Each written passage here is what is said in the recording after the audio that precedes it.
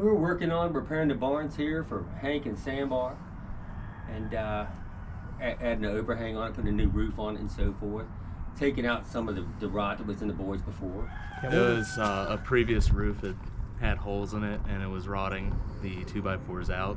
So we took the old ones out and replaced them with new ones, and then we're going to put new panels up that aren't leaking. That's what it looks like when the roof is taken off. Before. The roof was metal and it had a skylight plastic in the middle of it, and that caused the wood to rot. But we put overhangs so we don't have wind and rain coming up into the stalls. Yeah, this is Juno. What's her job? Keep us in line and keep us busy. So we've got a good overlap. I think we're going to be in good shape. Replace all the boards, counter the tails. So I think we should be good with the overhang and so forth. Brand new, looking good.